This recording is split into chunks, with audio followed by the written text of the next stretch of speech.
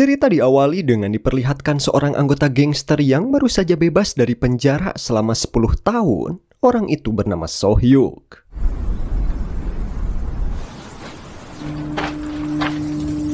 Dari kejauhan, anak buah si bos mengawasi So-hyuk yang lagi berjalan ke sebuah mobil. Yang tak lain, kendaraan mobil itu adalah hadiah dari bos gengnya. Bos geng juga tidak lupa memberi sebuah kartu nama perusahaan yang sebelumnya So-hyuk bekerja di perusahaan Kaiser Group.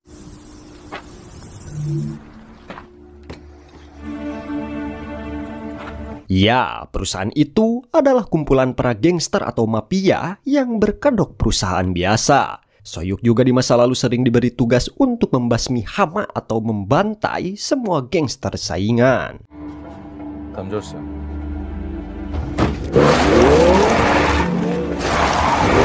Scene berpindah ke sebuah tempat sauna, diperlihatkan dua orang yang penuh tato. Mereka berdua sedang mengobrol tentang So-hyuk. Ya, tidak lain dia adalah pemimpin gangster yang bernama Eungguk. Atau kita panggil saja Gama biar lebih mudah. Dan bawahannya yang biasa dipanggil Direktur Sung Jun. Bos Gama berkata waktu begitu cepat berlalu.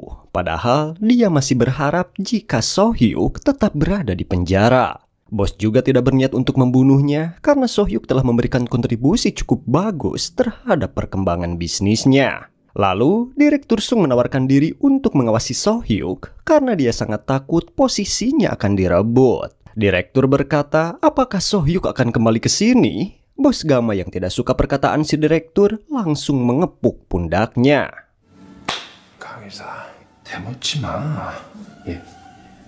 Kembali ke So-hyuk yang mendatangi apartemen kekasihnya yang bernama Min-so. Jadi selama ini So-hyuk meninggalkan Min-so tanpa pamit, namun Min-so masih saja setia kepadanya. 미안해. 갑자기 그렇게 떠나서. 동안 그 안에서 그 생각만 했어?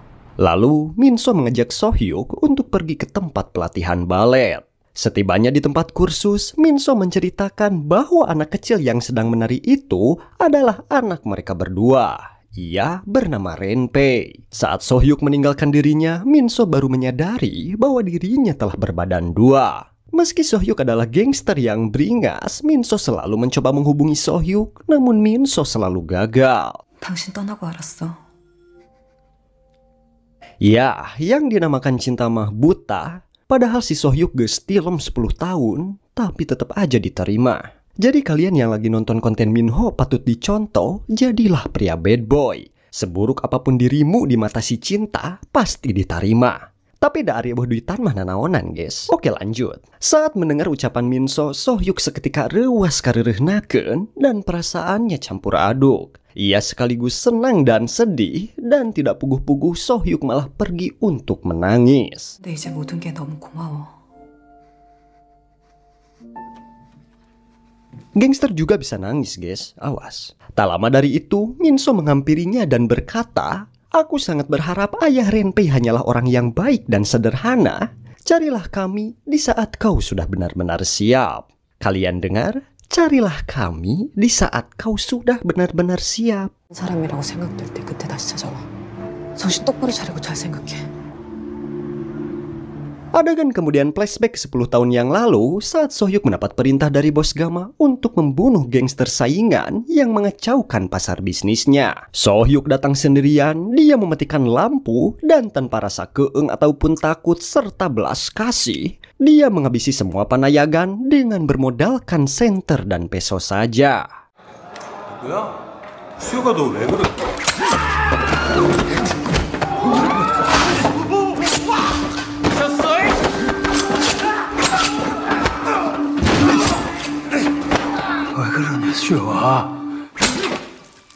Ya, mereka semua kojor di tempat, dan disinilah awal mula So-hyuk meninggalkan Min-so dan mendekam di penjara selama 10 tahun. Keesokan harinya, So-hyuk memutuskan untuk meninggalkan pekerjaannya. Dia mengunjungi markas bosnya. Sesampainya di sana, So-hyuk disambut oleh Direktur Sung yang kini terlihat meremehkannya. 축하합니다. 전화를 좀 하고 오시지. 이제 저희 기업이에요. Sesudah basa-basi dengan direktur, So-hyuk memasuki ruangan si bos Gama. Tidak banyak bicara, Sohyuk langsung ke intinya. Ia meminta keluar dari dunia haram ini. Tidak terima dengan keputusan Sohyuk yang tidak puguh-puguh ingin keluar, Direktur Sung malah memukulnya. 좀 하셔야 될 것 같아요, 형님. 강의자. Dengan melihat posisi Sohyuk pikarunyaeun, akhirnya Bos Gama mengizinkan Sohyuk untuk keluar dari gengnya. Dan tidak hanya itu, Bos Gama juga memberikan kompensasi uang yang sangat besar sebagai bekal hidupnya. Namun Sohyuk menolak uang haram itu, lalu ia meninggalkannya di lift. Kemudian diperlihatkan pria bernama Wojin, seorang psikopat yang selalu menggunakan metode unik dalam membunuh. Kali ini dia berpura-pura akan melakukan pengakuan dosa dengan seorang pendeta di gereja. Tanpa diketahui si pendeta, datanglah si eteh cantik yang bernama Jin yang merupakan rekannya si Wojin. Ia terlihat sedang memasang bom di semua sudut gereja. Setelah bomnya siap, Jin memberitahu Wojin untuk segera keluar dari sini. 끝났어. 나와.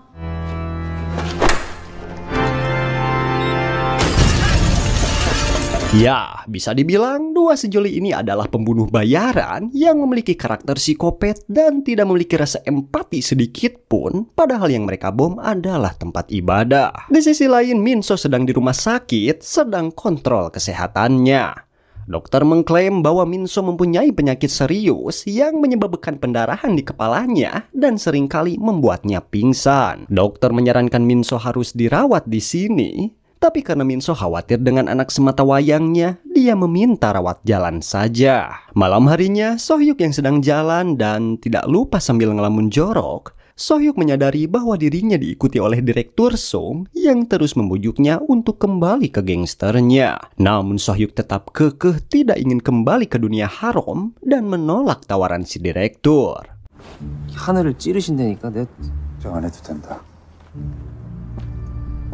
Scene berpindah ke si dua sejoli yang sedang bucin. Tak lama kemudian mereka menerima telepon dari direktur. Ternyata saat mereka membunuh pendeta tadi, itu adalah perintah dari Direktur Sung. Kemudian direktur memerintahkan kembali untuk membunuh Sohyuk dan direktur juga mau membayar 4 kali lipat. Dengan merasa bungah yang kacida, mereka berdua menyetujui tawaran tersebut. Kemudian, Direktur Sung menemui Bos Gama dan direktur melaporkan bahwa gereja tersebut sudah rata. Mendengar hal itu, Bos Gama sangat senang karena sesudah beres menggusur gereja, dia akan langsung melancarkan bisnisnya, membangun apartemen dan pusat belanja. Bos Gama juga memerintahkan untuk tetap awasi Sohyuk, namun Bos Gama tidak mengetahui bahwa mantan anak buahnya itu akan dibunuh oleh si direktur tengik ini. Keesokan harinya, Sohyuk kembali mengunjungi Minso untuk memberitahu kalau ia telah keluar dari pekerjaan lamanya. Namun sebelum ia sempat mengungkapkan kabar itu, penyakit Minso kambuh yang membuatnya pingsan. Sohyuk yang panik dengan melihat kondisi Minso yang tak walakaya, lantas ia pun segera membawanya ke rumah sakit. Dengan keadaan jalan yang macet, Sohyuk kemudian motong jalan ke jalan tikus, akan tetapi dari arah samping, sebuah mobil menabrak mobil Sohyuk hingga Minso terluka begitu parah. Yang ternyata itu adalah perbuatan dari dua sejoli. Karena takut ada yang melihat kejadian itu, mereka berdua pun pergi dari sana. Lalu Sohyuk membawa Minso ke rumah sakit, namun sayang dokter menyatakan jika Minso telah meninggal dunia. Sohyuk bersedih, namun dia harus tetap kuat. Dia pun pergi untuk menjemput putrinya. Sohyuk memakai ponsel Minso untuk menghubungi Renpei. 엄마, 나 다 왔어. 엄마? Ketika mereka bertemu, putrinya memanggil Sohyuk dengan sebutan paman karena Renpei belum tahu bahwa Sohyuk adalah ayahnya. Namun tiba-tiba Wujin kembali memburunya. Sohyuk pun langsung menyuruh Renpei untuk lompat masuk ke rumah. 집에 들어가.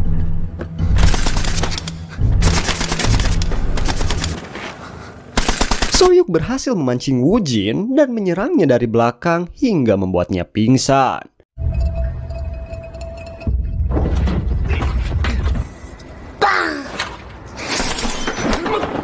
Namun sayang, Jin-ah berhasil menemukan Renpei. Setelah itu, So-hyuk mendengar ponsel Woo-jin berdering, lalu ia mengangkatnya. So-hyuk sadar bahwa telepon itu dari rekannya si Woo-jin, yaitu Ji-ah. Dia segera berlari menuju apartemen untuk mencari putrinya, namun sudah terlambat. So-hyuk mengikat Woo-jin di sebuah mobil. Setelah itu ponsel Woo-jin berbunyi, ada panggilan masuk dari Direktur Sung. So-hyuk langsung berasumsi jika yang menculik anaknya itu adalah Direktur Sung. Tanpa basa-basi lagi, gedung perkantoran itu ditabrak oleh So-hyuk.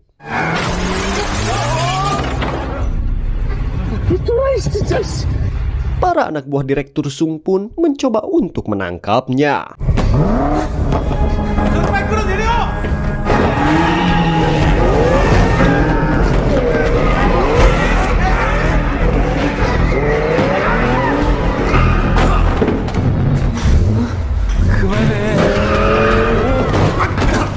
So-hyuk berhasil ngelelep-lelep Direktur Sung. Dia bertanya di mana keberadaan anak itu.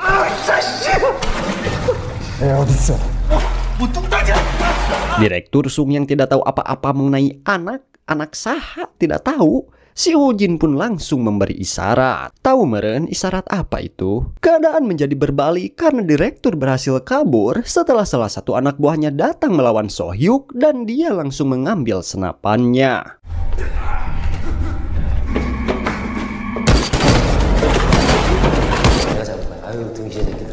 Woo-jin yang takut tertembak memberitahu So-hyuk jika putrinya ada di tangan pacarnya. Jadi mereka berdua memutuskan untuk pergi dari sana. Jin-ah membawa Renpei ke markasnya. Dia menyuruh Renpei masuk ke dalam sebuah kandang. Jika Renpei berani mencoba kabur, maka dia akan digigit oleh anjing peliharaannya. Setelah itu, Jin-ah bertransaksi melalui telepon dengan So-hyuk. Mereka setuju untuk melakukan pertukaran, namun tempatnya ditentukan oleh Jin-ah. Di sisi lain, bos Gamma datang ke kantor dan marah saat tahu tempatnya sudah berantakan. Dia langsung menodongkan senjatanya kepada Direktur Sung. 수혁이 새끼가 시키는 일이나 잘해.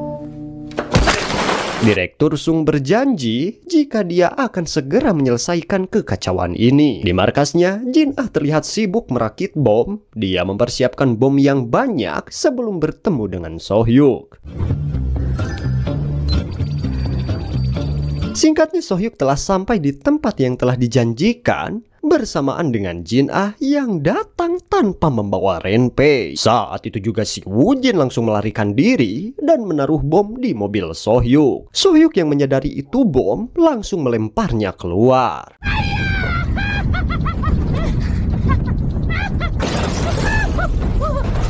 Si dua sejoli langsung kabur dengan sepeda motornya dan So-hyuk terus mengejarnya dari belakang. Jin-ah pun langsung melemparkan banyak bom ke arah So-hyuk.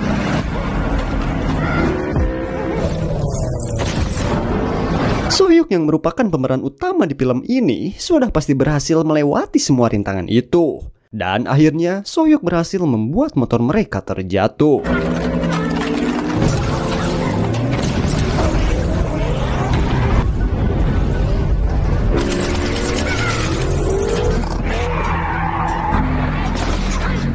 So-hyuk langsung menginterogasi Woo-jin dan Jin-ah. Dia menanyakan keberadaan putrinya. Dengan satu peluru yang menembus bahu Jin-ah, mereka berdua mau berterus terang.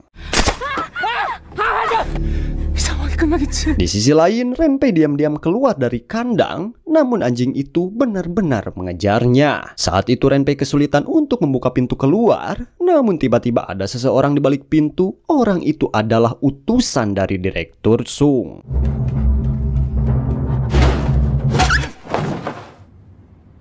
Setibanya So-hyuk dan Woo-jin datang untuk menyelamatkan Renpei, Woo-jin menemukan anjingnya yang sudah tewas. Saat mereka masuk ke dalam, sudah ada seseorang yang merupakan anak buah Direktur Sung yang menunggu di sana. Woo-jin pun maju duluan. Dengan sekali pukul, orang itu mampu menumbangkan Woo-jin. Sekarang giliran So-hyuk yang maju. Orang itu terlihat sangat tangguh, bahkan So-hyuk saja kewalahan melawan orang ini.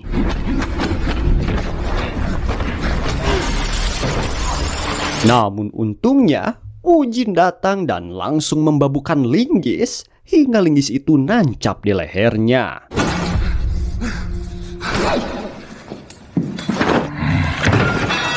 Sohyuk segera keluar dan melihat Renpei ada di sebuah kandang. Namun sebelum bertemu dengan putrinya itu, Sohyuk membersihkan darah yang menempel di wajahnya dengan perasaan senang sekaligus sedih. Dia meminta Renpei untuk pulang bersamanya. 집에 가자, 엠비야. Namun ini belum selesai, Jin-ah kemudian datang dan membangunkan Woo-jin. Mereka telah memasang bom yang banyak untuk meledakkan tempat itu.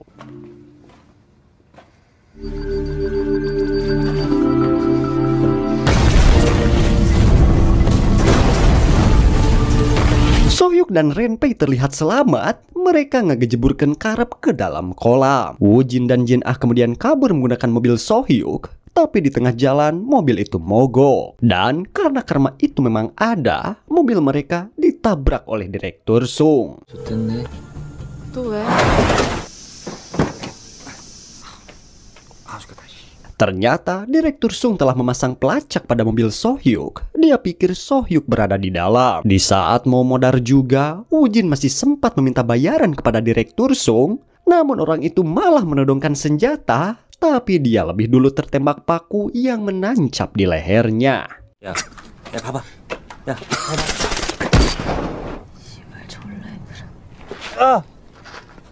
Tak lama dari itu, Sohyuk datang dengan menggendong putrinya. Dia melihat keadaan Woo-jin dan Jin-ah serta keadaan Direktur Sung yang sudah tidak walakaya. 미친 아빠야. 집에 좀 데려다 줘. 야. Film berakhir memperlihatkan Sohyuk dan Renpei yang lagi bermain di dekat danau Meikarta. Tamat? Oke, gimana tuh ceritanya? Seru kan? Aduh, adan guys ya ini. Cinta seorang ayah tak terlihat karena memang ia tak pandai menunjukkannya. Kayak si Sohyuk meskipun dia seorang pembunuh tapi ke anak mah moal poho. Oke, mungkin itu saja yang dapat Mino sampaikan. Buat yang baru gabung jangan lupa subscribe, like, dan komen agar Mino lebih semangat membuat video-video seru lainnya. Saya Minho, sampai ketemu di alur cerita film selanjutnya. Tamat guys, adan guys.